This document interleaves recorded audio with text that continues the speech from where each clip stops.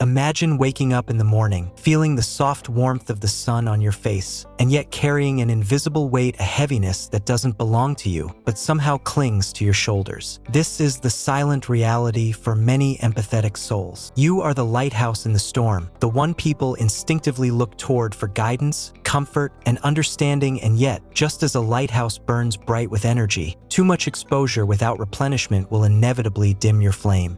Take Emma, for instance. Emma is the eldest daughter in her family. Every weekend, she drives 2 hours to visit her parents, who constantly need help with errands, finances, and emotional reassurance. Her younger siblings call her for advice about their romantic lives. Her friends rely on her for emotional stability, and at work, and she's the go-to person for every minor crisis. She loves to help, it is her nature, yet by Friday evening, Emma feels completely drained. Her chest tightens, her mind races, and even the simplest tasks feel monumental. The world has taken more than it has given, and her empathy, her beautiful gift, has become a channel through which others siphon energy. The family scenario is common for many. Parents, siblings, or relatives may unconsciously rely on your emotional labor because it is comforting to have someone absorb their turbulence. Yet, what often goes unspoken is that empathy without boundaries is not limitless. Each favor, each shoulder to cry on, each moment of reassurance is energy that belongs to you. When it is given endlessly without reciprocity, it creates quiet erosion, a hollowing of the spirit. Then there's the friend who only calls when in trouble, the colleague who complains about every minor inconvenience, the partner who expects emotional availability without offering support in return. Take Jake, a young professional who spends every evening consoling his friend Mark after a breakup, offering guidance on career struggles, and even helping with Mark's freelance work. Meanwhile, when Jake faces challenges, Mark disappears. He's busy or simply fails to notice Jake's needs. Empathy has become a one-way street, a road that winds toward exhaustion rather than connection. In workplaces, energy drains are both subtle and insidious. Maria, a project manager, finds herself constantly pulled into conflicts, mediations, and problem-solving for her colleagues. Her own deadlines stretch thin because she can't say no, because she fears that setting limits will make her seem unkind, uncaring, or unhelpful. But kindness is not a mandate for self-sacrifice. Without boundaries, the empathetic individual becomes a silent victim of the very trait that makes them extraordinary. It's not only about conscious manipulation. Often, people simply gravitate toward empathetic personalities because they feel safe around them. Your openness, your listening ear, your willingness to understand without judgment draws people who seek to fill themselves using your energy. This is why sensitive, caring souls often find themselves depleted after social interactions that, on the surface, seemed pleasant or even joyful. Consider the simple act of listening. On one hand, it is a gift, a sacred practice of connection. On the other, if every conversation becomes a dumping ground for another person's stress, without space for your own voice, it slowly drains your vitality. Your heart beats in rhythm with the needs of others, and yet your own rhythm, your own pulse of life, gets lost in the shuffle, and yet it is not your fault. Empathy is a natural gift, and having a generous heart does not mean you are weak. It means you feel deeply, you care genuinely, and you are capable of profound understanding. But when your gift is taken for granted, when people expect you to absorb without replenishment, exhaustion is inevitable. Here's the quiet truth. Energy drains are not always about dramatic betrayals or toxic relationships. Often, they are subtle, unintentional, even loving in appearance. A friend who constantly seeks advice, a sibling who relies on you emotionally, a colleague who brings every challenge to your desk. They are not villains, they are simply drawn to your energy because you radiate compassion. But you must remember that your energy is a sacred resource. It is finite. It is meant to sustain your life, your purpose, your journey. The mystical reality of empathy is this: every connection is an exchange of energy. In balanced relationships, it flows freely, a river that nourishes both banks. In imbalanced dynamics, it becomes a drain, a one-way current that leaves your soul parched. Recognizing these drains is the first step. Naming them, understanding them, and seeing how they affect your life is the beginning of reclaiming your sacred power. Imagine a garden that is constantly tended by others but never watered itself. The flowers may appear beautiful, but over time, the roots weaken, the soil dries, and the garden cannot flourish. You too are a garden. Your heart, your spirit, your energy, these are your soil, your water, your sunlight. Without protection, nourishment, and care, your garden begins to wilt no matter how much you pour into others. As we move forward in this journey, know this: being drained does not make you weak. It is a signal that your boundaries are porous, that your energy needs protection, that your empathy, while a gift, requires stewardship. It is the call to honor yourself, to guard your spirit, and to learn that saying yes too often, without consideration for your own needs, is a silent surrender of your sacred energy. In the next chapter, we will explore why empathetic souls attract those who take without giving, uncovering the subtle psychological and spiritual mechanisms at play, and preparing you to reclaim your power without guilt or fear. But for now, take a breath. Feel the weight of the invisible burdens you carry. Acknowledge them, honor them, and know that this recognition is the first step toward transformation. Why empathetic souls attract takers. Close your eyes for a moment and imagine your energy as a glowing, warm light. It radiates softly, invitingly, naturally. Wherever you go, this light is visible not in a literal sense, but in the resonance you leave in every room, every conversation, every interaction. People sense it. Some are drawn to it consciously, others unconsciously. Some come seeking warmth, comfort, and understanding, and yes, some come to fill their emptiness from your abundance, leaving your light dimmer than it arrived. Meet Lena, a young woman whose empathy is legendary among her friends. She notices subtle emotional shifts in others: a fleeting sadness, a sigh, a hesitation. She listens without judgment, offers advice when asked, and holds space for people to be themselves. It is her gift, and yet, over time, she finds herself surrounded by people who are constantly in need. One friend borrows money and never repays. Another seeks emotional reassurance but disappears when Lena herself feels low. Even well-meaning people, unaware of their unconscious patterns, end up taking more than they give. Why does this happen? Psychologists call it empathic magnetism. Your sensitivity, your ability to attune to others' emotions, acts like an invisible signal. People who are emotionally needy, insecure, or lacking in self-awareness are naturally drawn to you because you mirror the support and validation they cannot find within themselves. This is not a flaw. It is a reflection of your depth, your ability to hold space for others, your genuine care. Consider also the mystical perspective. Energy flows like a river, invisible yet undeniable. Your energy is magnetic, like sunlight drawn to water. Those who are depleted, disconnected, or unaware of their own energy are pulled toward your warmth. The universe is not punishing you. It is simply reflecting the way energy moves naturally.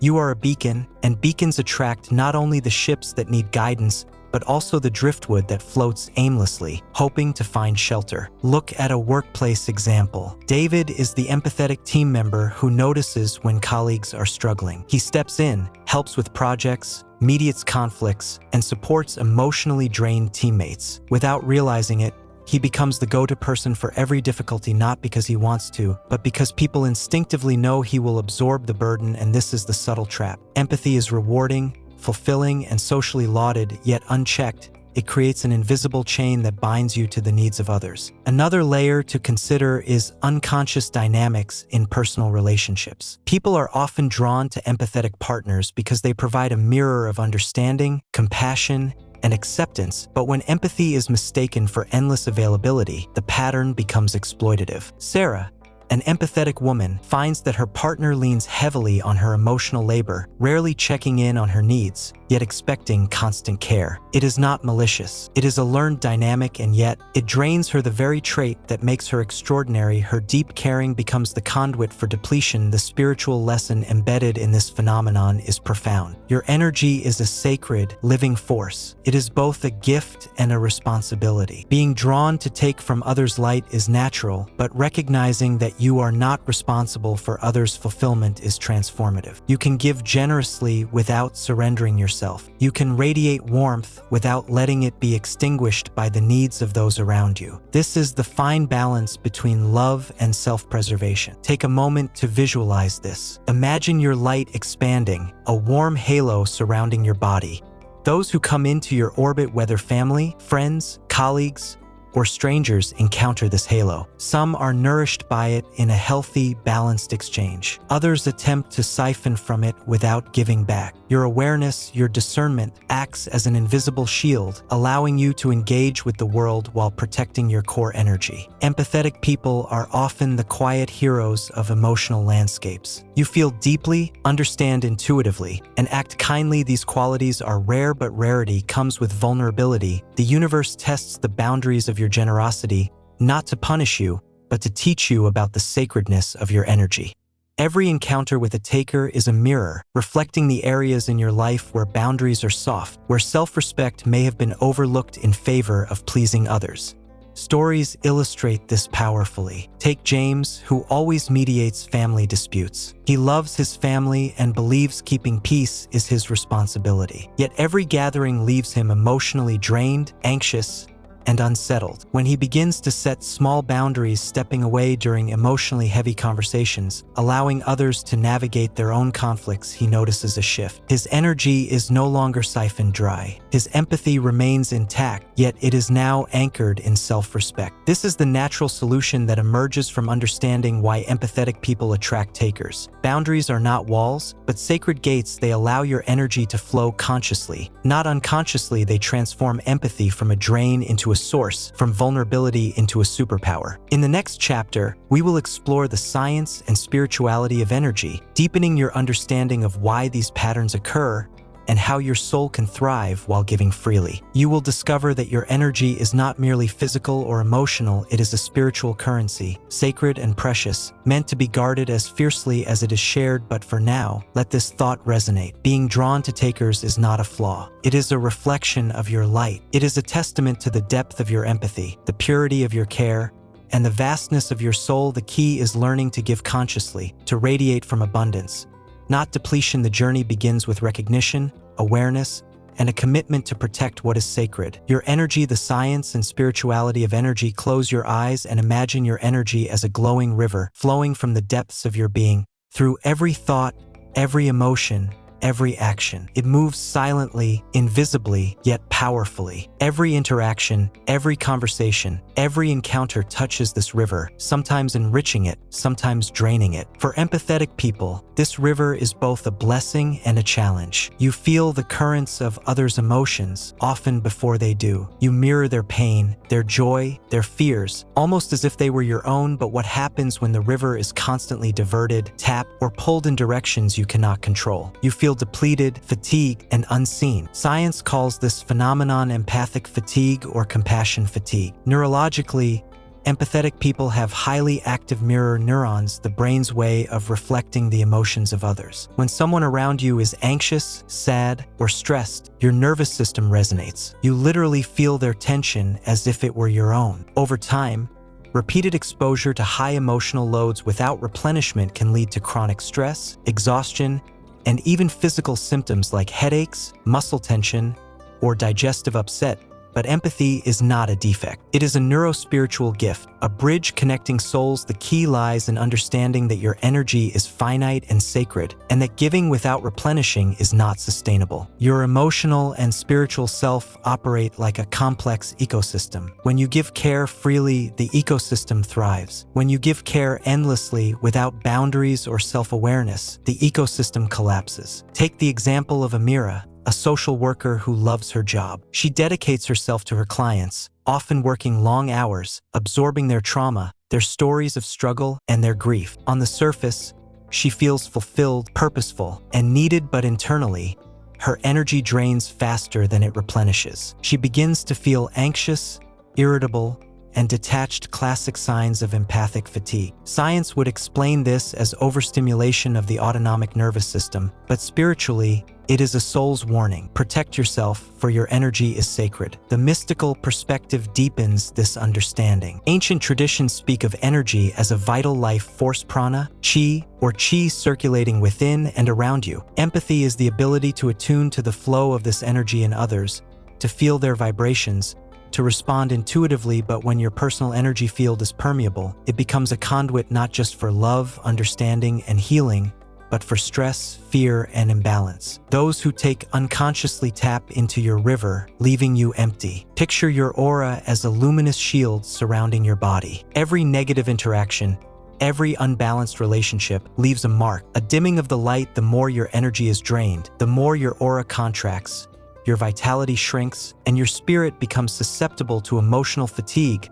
But the same energy, when consciously managed, can radiate power, resilience, and clarity. Your aura can expand, your river can flow strong, and your soul can remain vibrant even as you give deeply. Science and spirituality converge in this realization. Your energy is both physiological and metaphysical. Hormones, neurotransmitters, and nervous system activity explain the physical response to empathic labor. Meditation, breath work, and mindful awareness protect and replenish the energetic self. When you integrate both approaches, you empower your empathy to be sustainable. You give without losing, care without collapsing, and connect without depletion. Consider this cinematic metaphor. Your energy is like sunlight streaming through a forest. Every leaf it touches flourishes. Every shadow it illuminates brightens, but if the sunlight is blocked or diverted constantly, the forest wilts, roots weaken, and life slows. You are both the sunlight and the forest. Your capacity to illuminate others is tied intrinsically to your ability to nourish yourself. Here is a practical insight. Energy protection is not about building walls, but about conscious flow management. Daily practices like grounding yourself in the morning, consciously visualizing your energy field, and reflecting on interactions at night are not mystical indulgences, they are essential for sustaining your river. Recognize which encounters leave you enriched and which leave you depleted. Set gentle, intentional boundaries to guide the flow of energy. Real-life story. Lena, introduced in the previous chapter, began practicing energy awareness. Each morning, she visualized a glowing protective aura, soft but impermeable, allowing positive, supportive energy in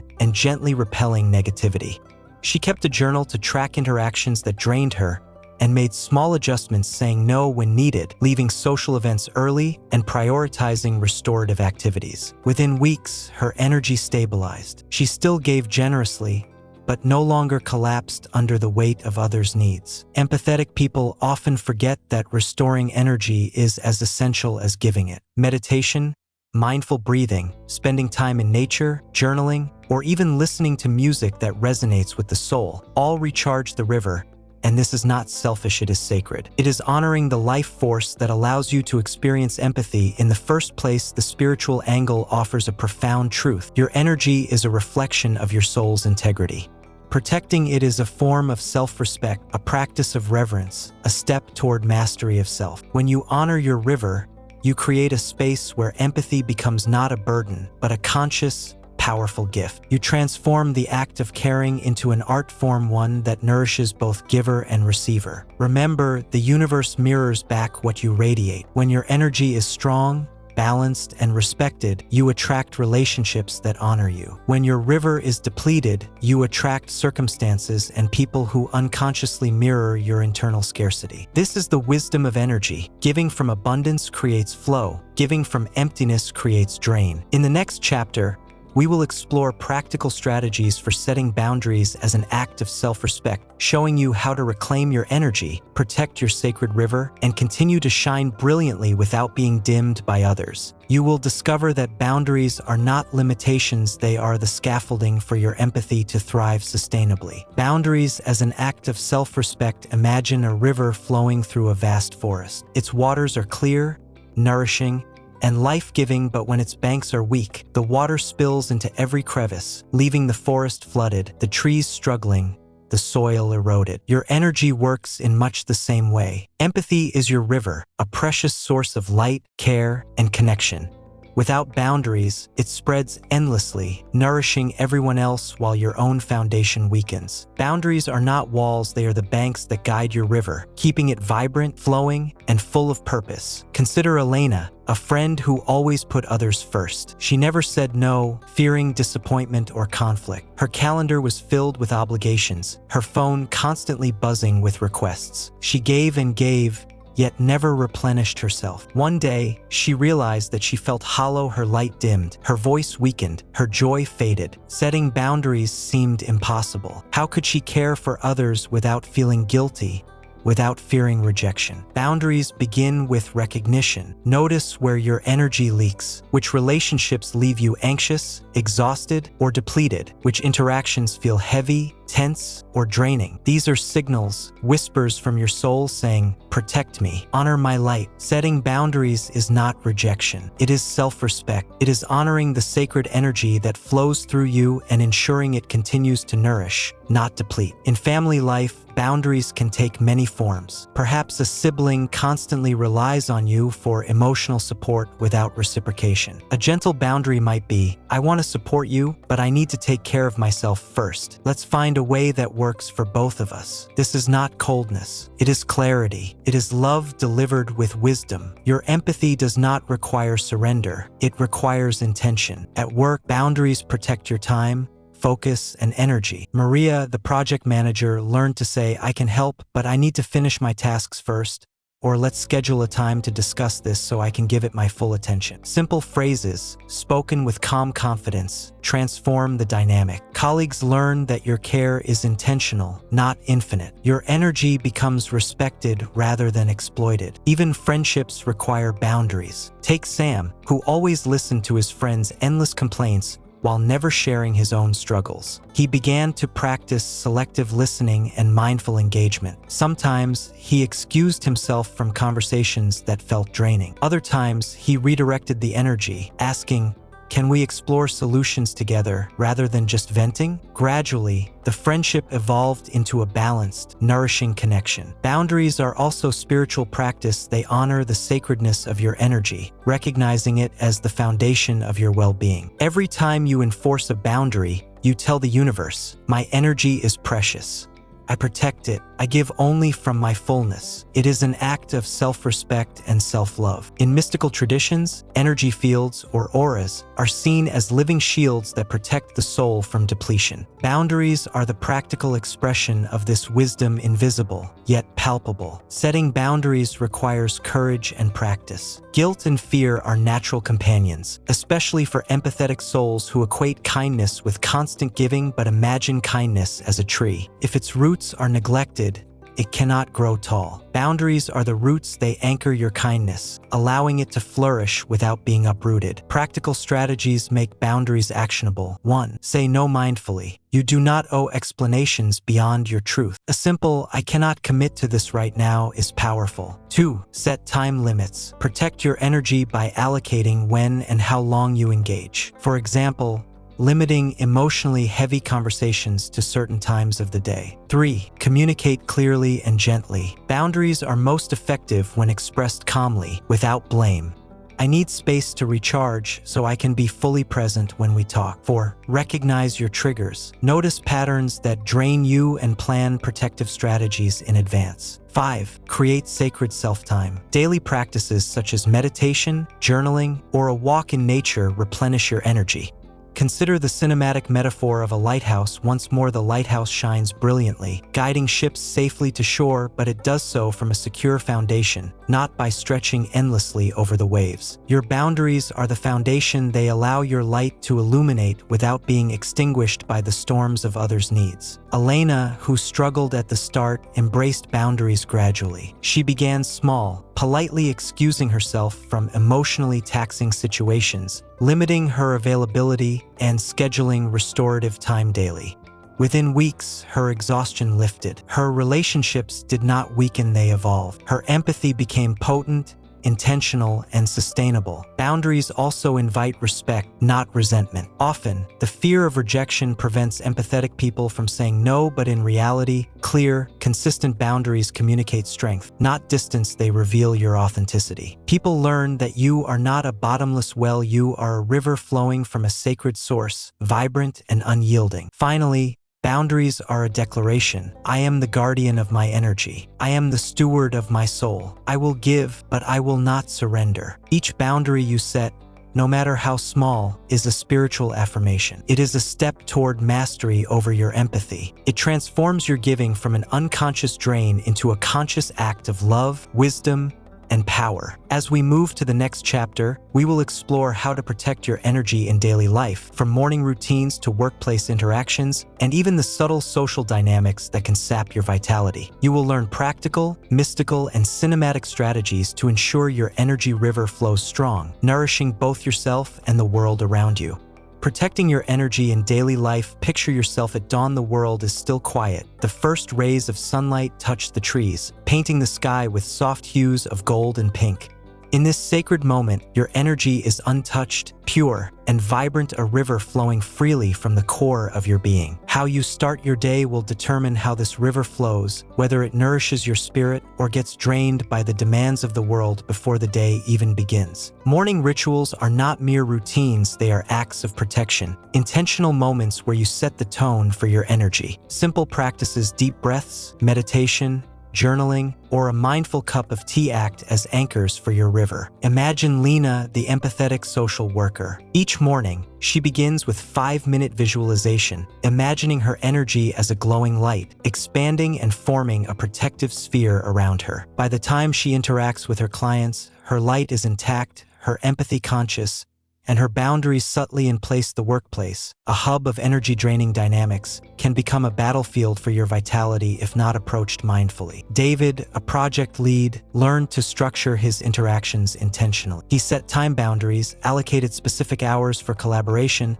and used small grounding rituals between meetings, stretching, a few breaths, a brief walk to prevent emotional overflow. Over time, he noticed that colleagues respected his availability, and his own energy remained robust. The river flowed uninterrupted. Even small social habits can protect your energy. For instance, consciously choosing who you spend time with is powerful. Empathetic souls often feel guilty turning down invitations or stepping away from draining conversations. Yet, by observing which relationships leave you light and which leave you heavy, you learn to curate your inner circle intentionally. Think of it as tending a sacred garden. Some plants flourish, others wilt. Your energy is your soil. Your circle is your cultivation. Rest and replenishment are equally vital. Maya, a teacher, discovered that brief pauses throughout her day, a few minutes of mindful breathing, listening to calming music, or simply walking outside transformed her capacity to give. Without these interludes, even a single conversation could leave her exhausted. With them, she could engage fully with depth, presence, and clarity. Another crucial element is mindful consumption. The stories, media, and information you absorb affect your inner river. Watching negative news, engaging in social media conflicts, or absorbing others' unprocessed trauma can subtly drain your energy. Protect yourself by curating what you allow into your mind and heart. Imagine a golden filter around your consciousness, allowing only what enriches, enlightens, or uplifts to pass through. Boundaries in digital life are just as sacred as in-person interactions. Notifications, messages, and emails can become subtle energy drains. Practice designated check-ins, turn off non-essential alerts, and remind yourself that your attention is a finite, sacred resource. Every ping you respond to unconsciously draws energy. Every intentional pause restores it. Nature is a powerful ally. The forest, the ocean, a quiet garden all resonate with your river. When you step into natural surroundings, your energy is replenished, your aura strengthened. It is not accidental that ancient spiritual practices recommend meditation near water or forests. Your river syncs with the rhythms of the earth, reclaiming flow and vitality. Even your home can be a sanctuary of energy.